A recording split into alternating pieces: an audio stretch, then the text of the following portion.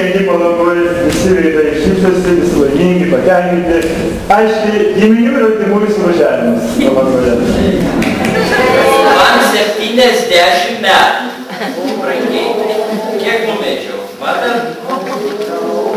Svėriau 130 prieš.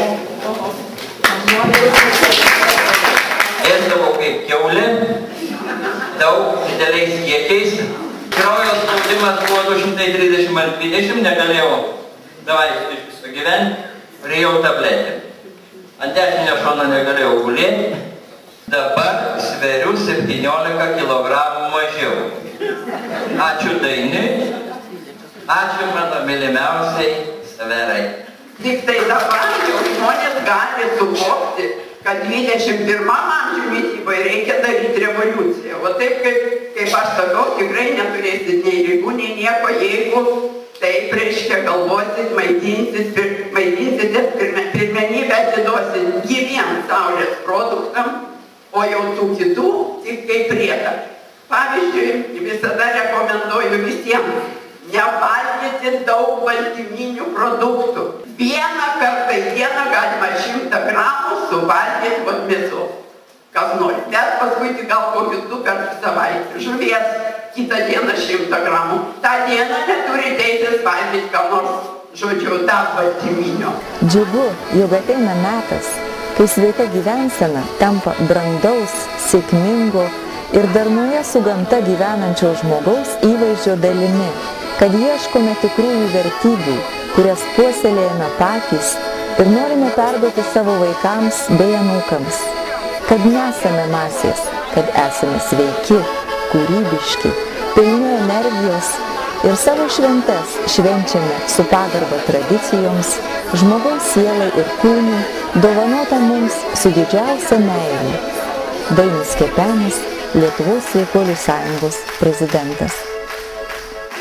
Mes močiutės, promočiutės, sveikiname jūs.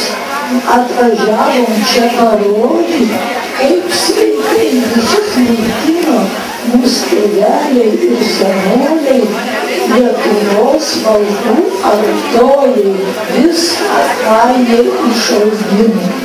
Rugsėjo 24-26 dienomis kviečiame renginių organizatorius, maitinimo paslaugas teikiančias įmonės, visuomeninės ir valstybinės organizacijas, verslo įmonės, ekologinių ūkių ūkininkus ir visus kitus populiarinančius sveiką gyvenimo būdą, ieškančius išskirtinių idėjų savo veiklai bei besidominčius sveika gyvensena į tradicinę sveiko maisto šventę Palangoje Sveikos lietuviškos vestuvės, kurioje atgims senosios lietuviškos vestuvių apeigos ir šventinės sveiko maisto gaminimo tradicijos, kai visi patiekalai gaminami su meile, pasitelkiant kūrybiškumą ir išmonę, kur paprasti ir nebrangus produktai virsta nepaprastai skaniais, prabangiais ir nepakartojamais patiekalais, kur atsiveria galimybės pasisemti patirties ir žinių, atrasti bendraminčių ir partnerių.